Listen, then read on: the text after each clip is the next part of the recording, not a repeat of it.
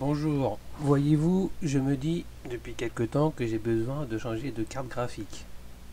Donc comme pour beaucoup, je regarde les prix qui font du yo-yo, mais globalement on peut voir que depuis quelques mois, la tendance est bien à la baisse au niveau des cartes graphiques. Mais pour autant, faut-il en acheter une? Si on prend l'exemple de la RTX 3070, là on peut voir que sur plusieurs mois, elle fait pas mal de yo, elle est même un peu plus chère par moment. Et par rapport à avant, forcément, au mois de février, il y a quand même une sacrée baisse. On est passé de 1100 euros à peu près à 900 ou 700 euros. Pour la RTX 3080, c'est quand même plus prononcé. En février-mars, on était à 1600 euros. Et là, depuis mai, elle a continué à baisser, baisser, baisser, baisser pour arriver à 880 euros. Donc finalement, elles sont quasiment au même prix les deux. Donc c'est autant prendre la RTX 3080 qui est quand même plus puissante que la 3070 a priori de l'ordre de 32% environ, d'après certains tests. Bref. Mais faut-il les acheter? Parce que quand on regarde 800 euros la RTX 3080, on va regarder par exemple quand est-ce qu'elle a été affichée sur Amazon, septembre 2021.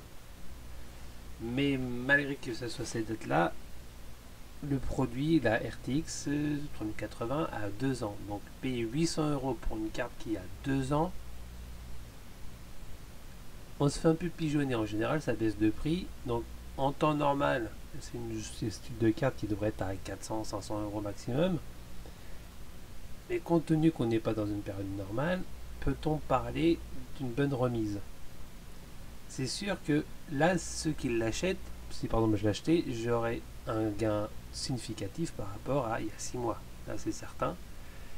Mais sachant que les RTX 4000 vont sortir prochainement, ça va peut-être faire baisser encore plus les prix des RTX 3000.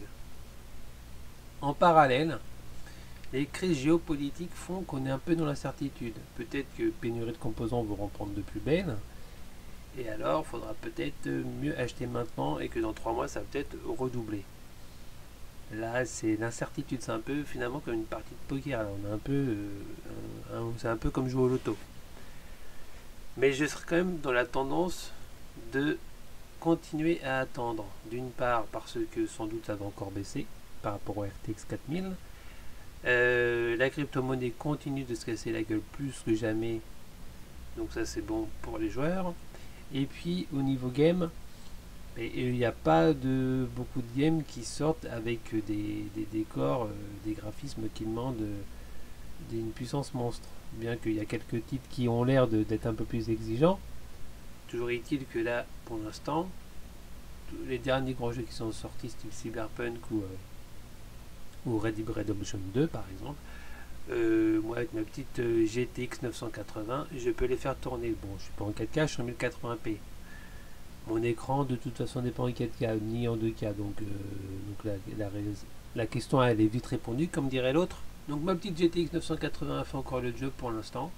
Et puis, je sais pas, donnez-moi votre avis dans les commentaires, je serais intéressé de savoir, et puis peut-être que ça pourrait intéresser d'autres personnes qui regarderaient cette vidéo, les commentaires.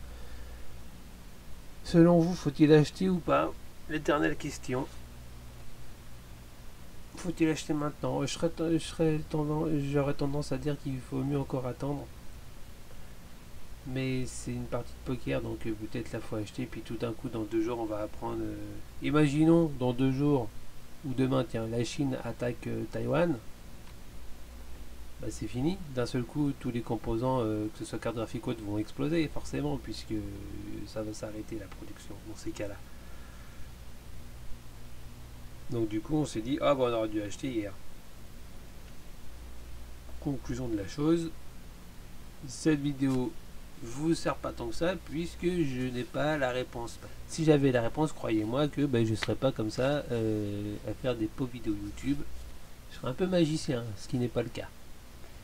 Donc n'hésitez pas à me dire.